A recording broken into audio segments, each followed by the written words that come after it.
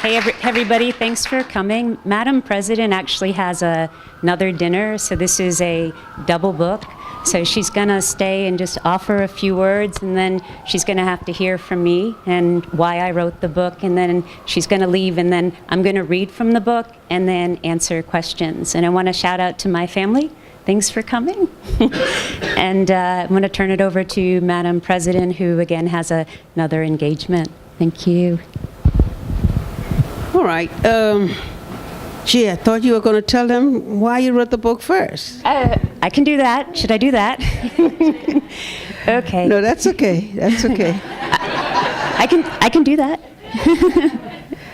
No, I think it's just been a great joy working with Riva over the many years. Her pursuit of the things that she really wants to get done.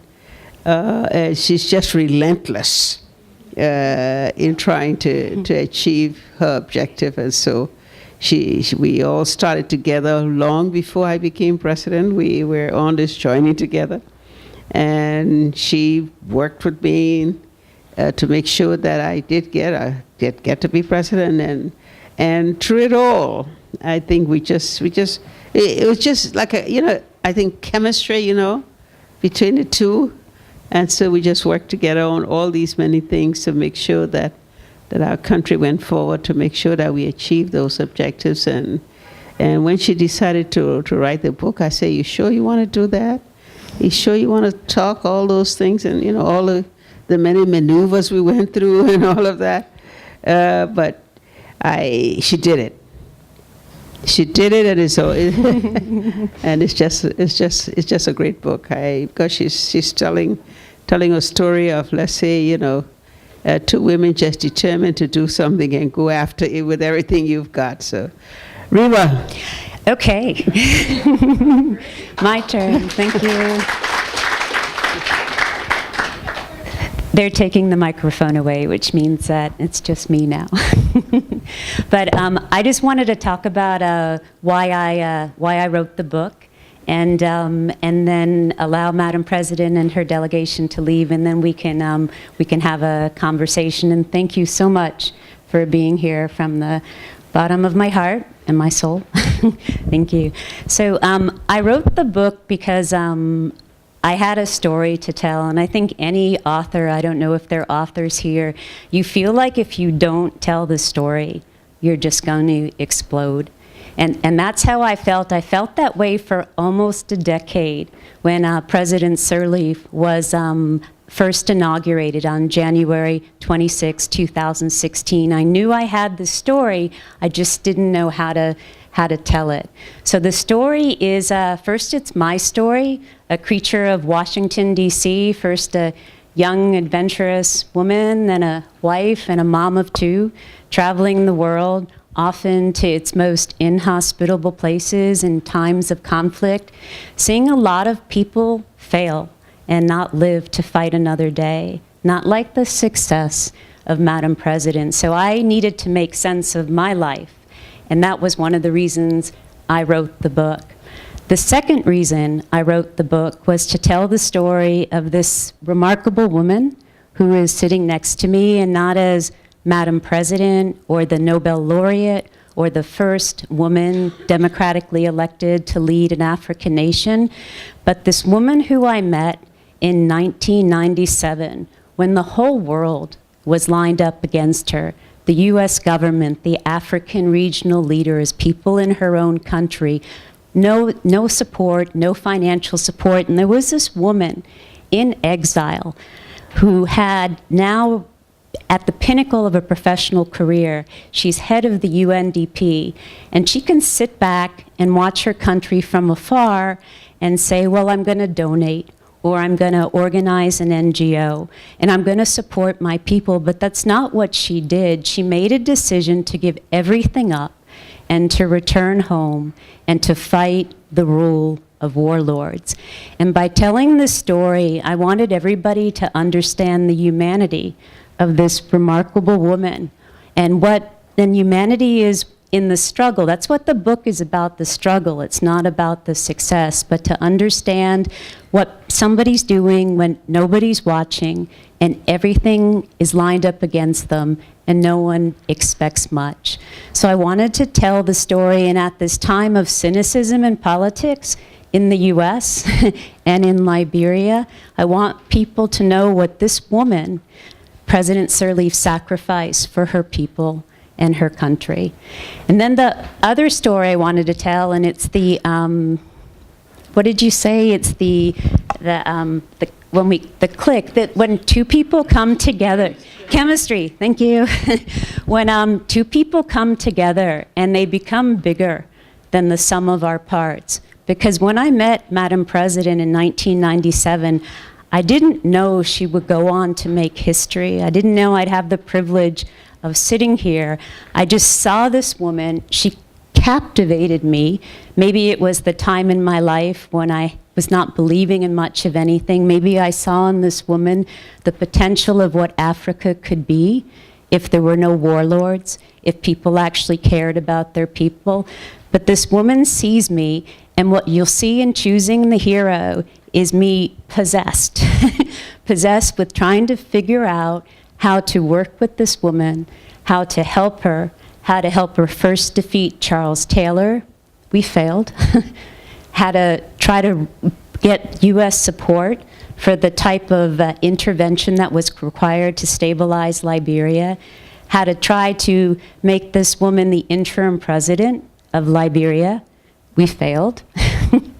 And then in 2005, when the space opened up and there were going to be free and fair elections, then we worked and we turned around to help raise Liberia up through the campaign of Ellen Johnson Sirleaf.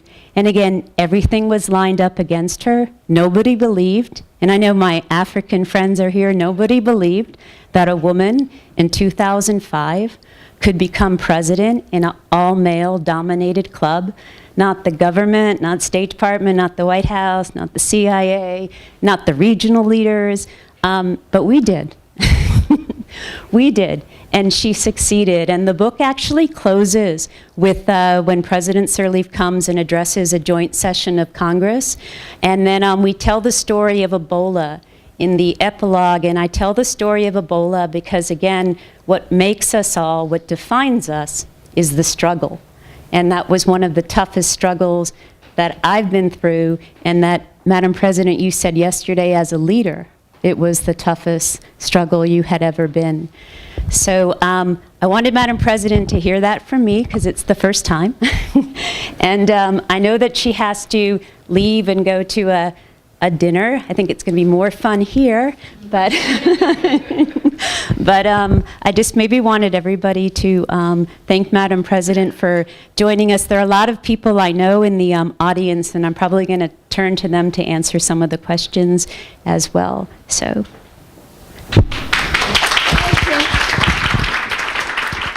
I did one other book with President Sirleaf. I think some of you were there. It was at Politics and Prose in Washington, D.C. And she was an hour and 20 minutes late. President Banda, you remember. And so she had never heard my explanation of why I wrote the book. So this was the first time. So it was a special moment for me, and hopefully for her. I'll find out later. But I just wanted to do a reading and then just open it up for questions. And there's so many friends in the audience as well. So hopefully, and I think a lot of people have read the book, so it'll be a fun Q&A. So I'm just going to put my reading glasses on.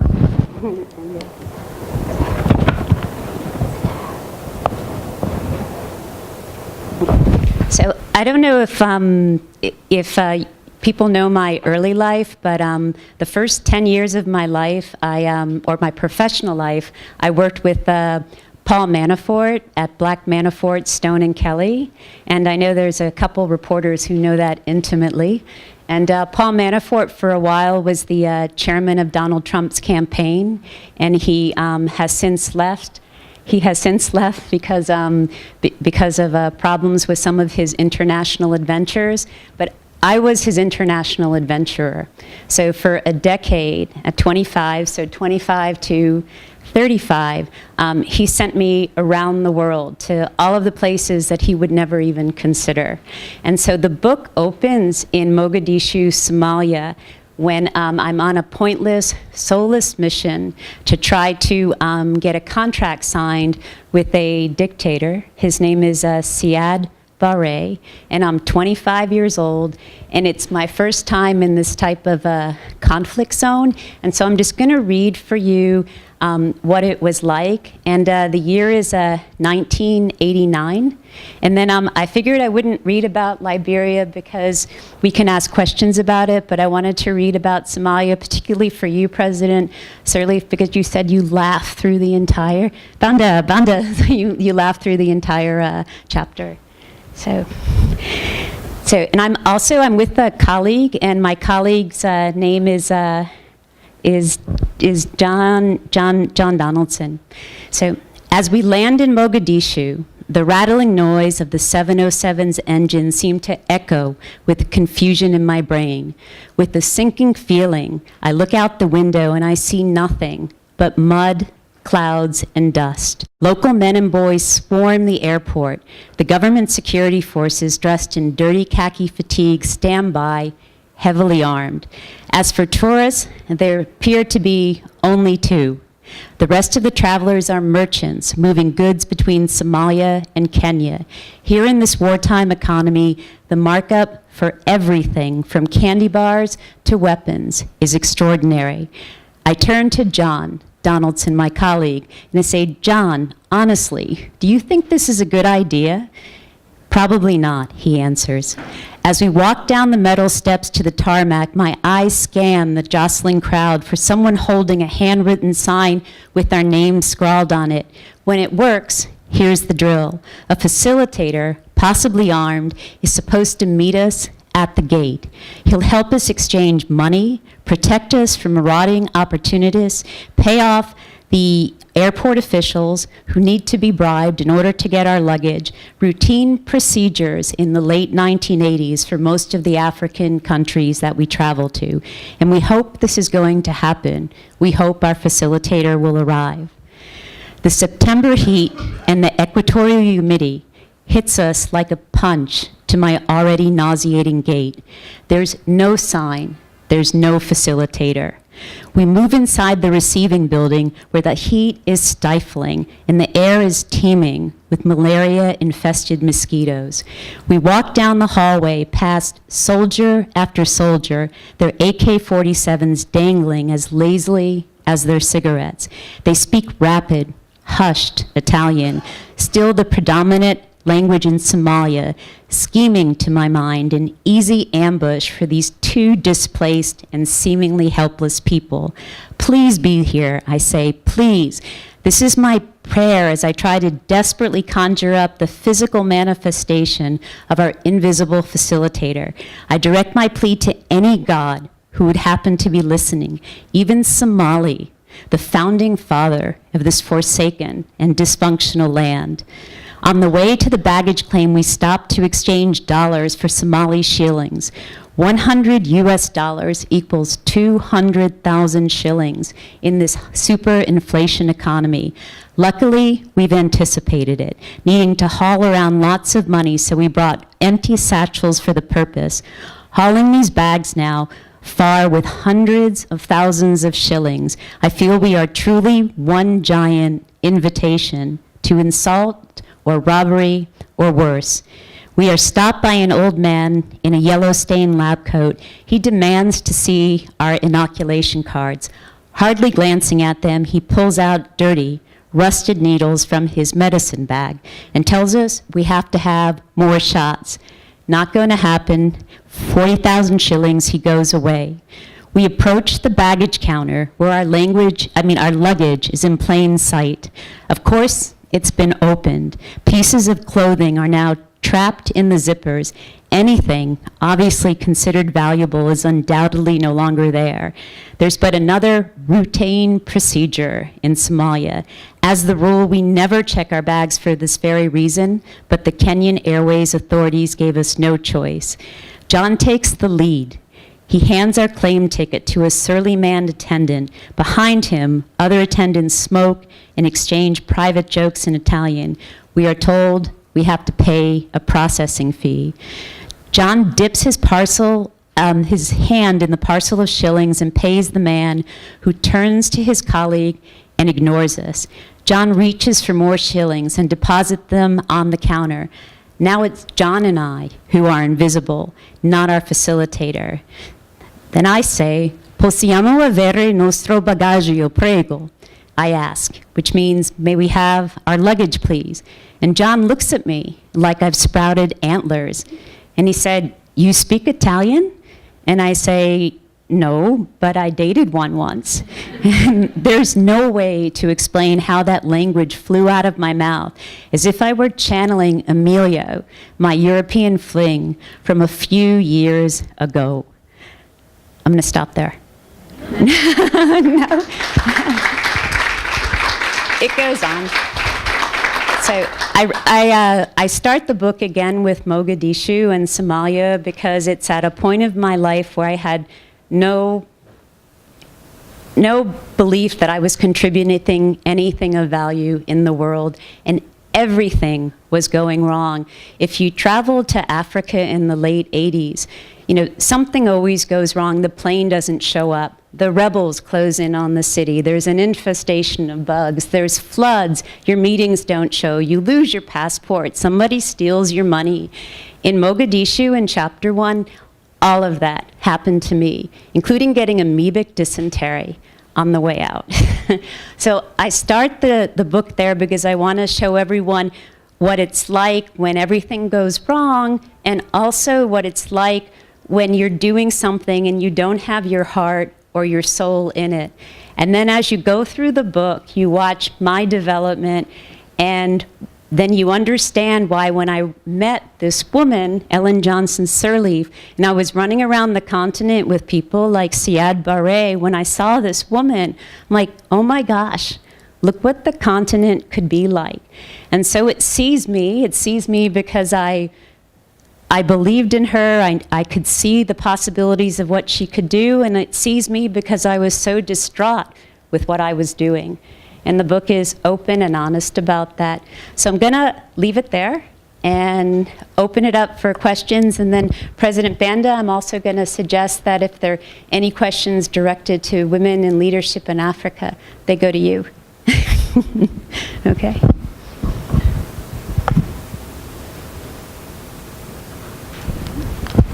you have a question? Riva, I was wondering, would you say that as a Washington lobbyist and as somebody who's worked closely with the president of an African nation, that all African presidents need their Riva in Washington?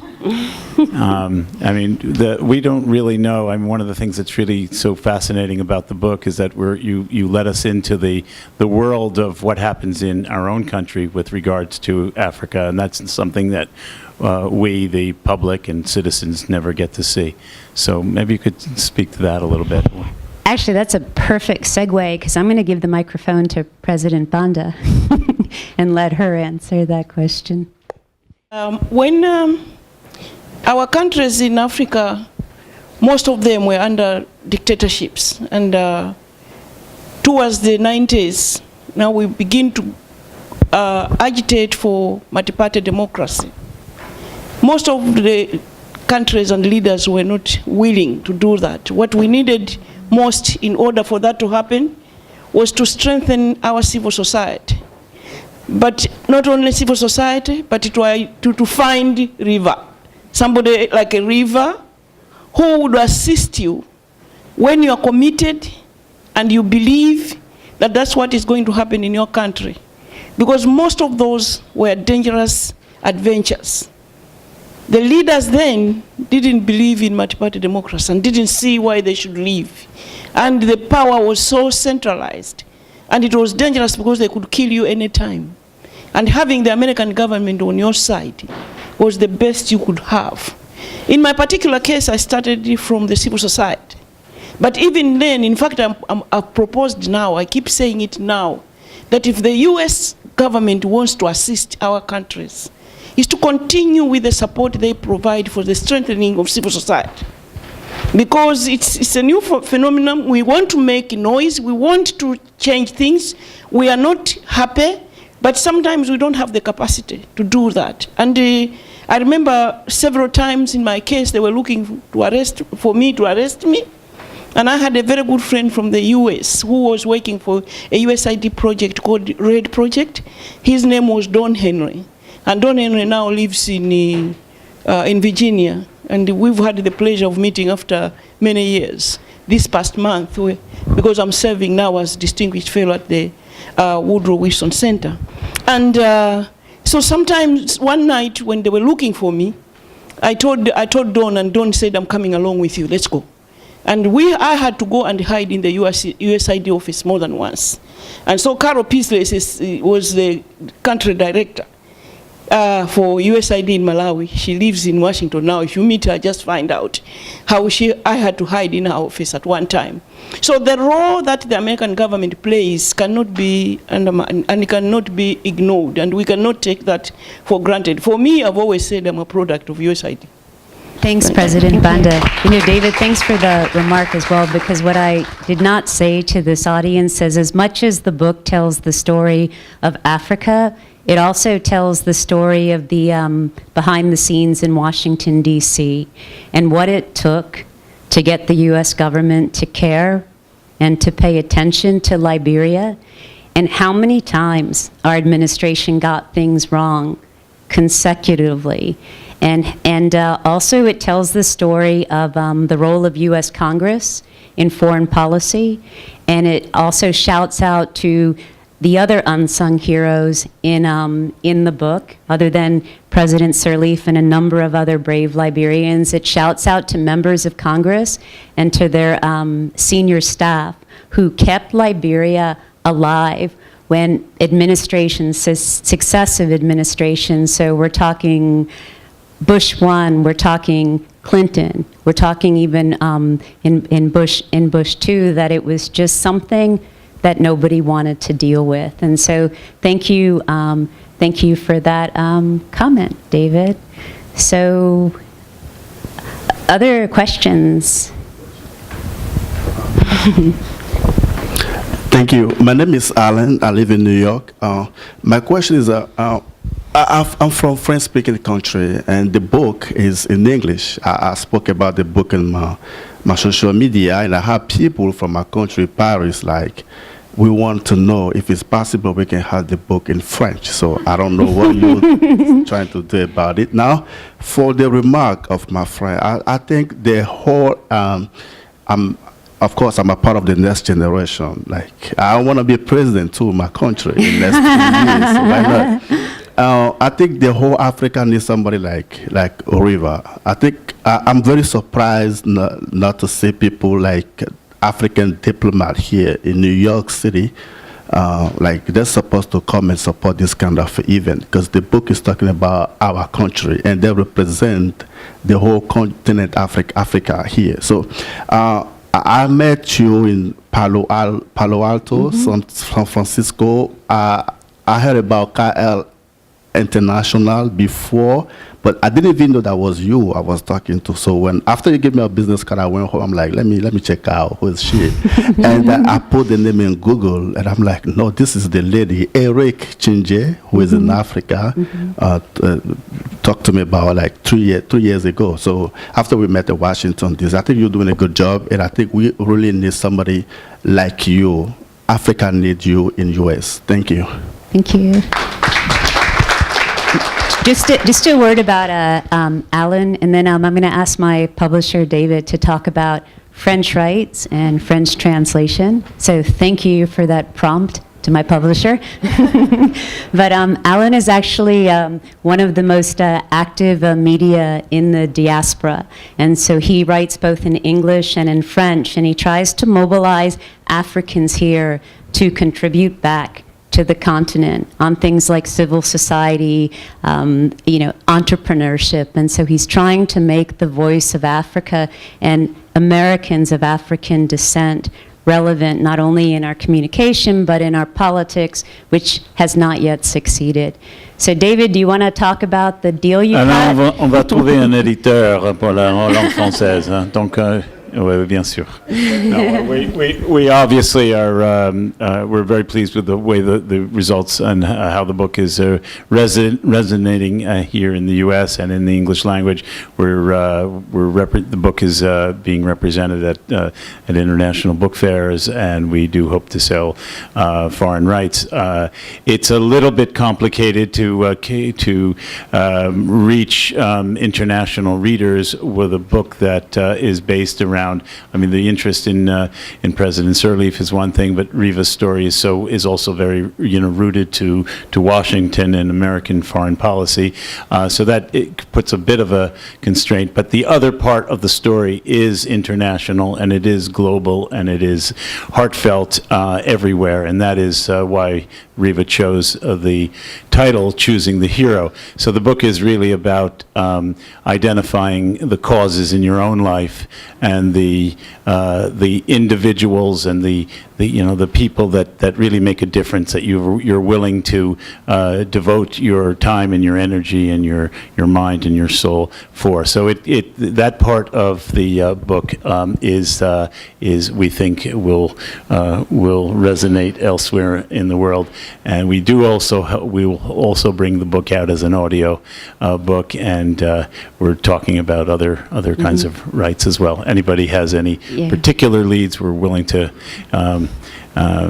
pursue entertain those. those. Yeah. So I just wanted to make one comment. So David is here. He's my publisher. It's an independent publisher. It's super tough to get a book from a small independent publisher on a stage for people to listen to. It's tough to get it distributed. It took us months for Barnes & Noble to accept it in their system. And so it's a whole institution you have to fight, even if you have a good story. And so kudos to David for doing that. I want to also shout out my amazing publicist, Jane Westman. Hi, Jane. So without Jane, Choosing the Hero would have not had the amazing cover that it has.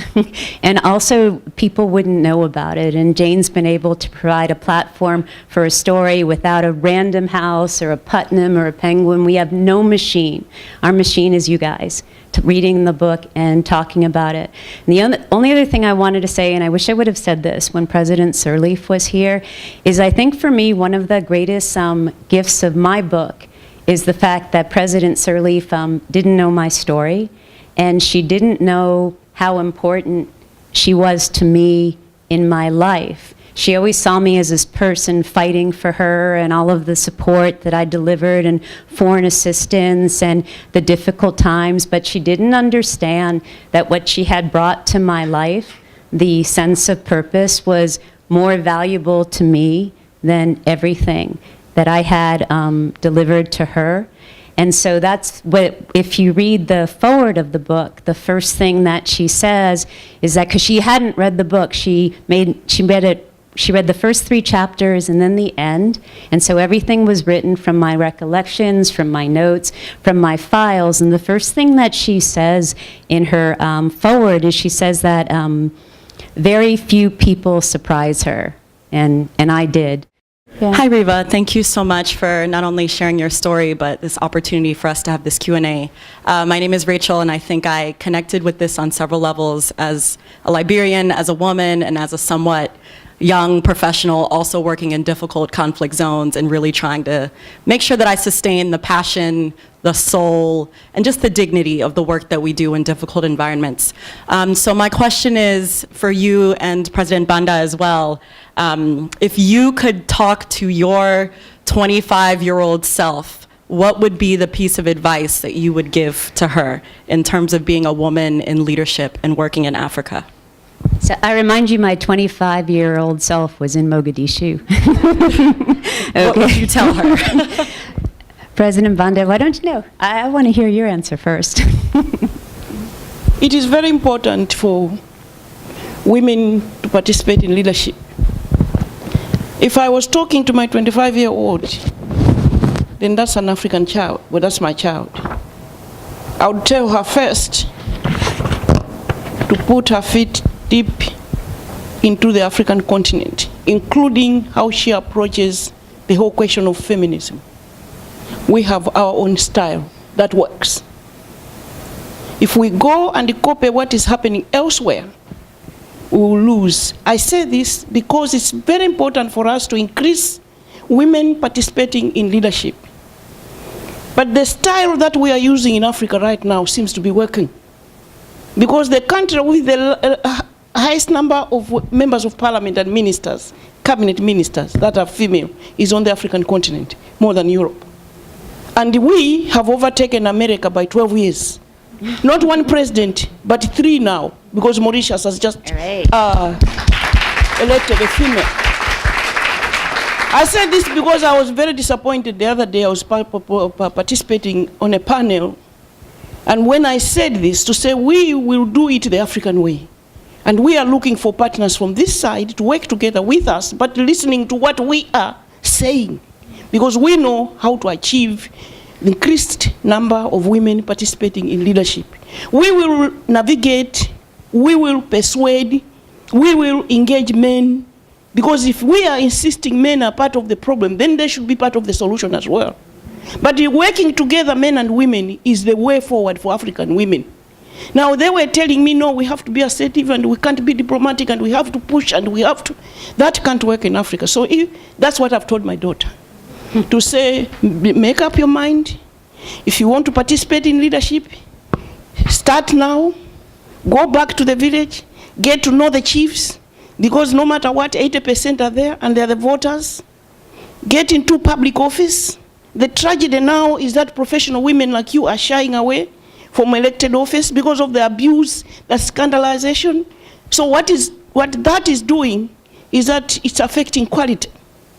But those that are professional women are not entering politics. Start now. Come home. There's work to do. All right. I've obviously thought about that question because David, my publisher, who tortured me through the whole process, but I love him for it, wanted me to write an afterword. And it's the only part of the book that I reflect, because for those of you who have read it, it's a storytelling. I don't want to judge.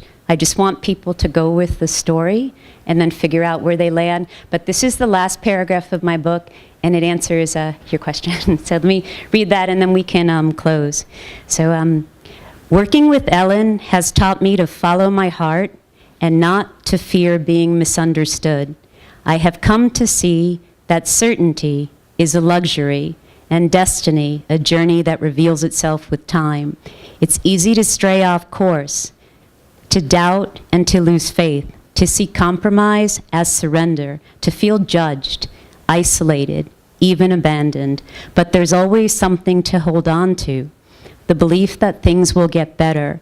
I've come to appreciate that we need people to guide us, those we admire, those we believe in, the heroes that we choose. That's it. Thank you.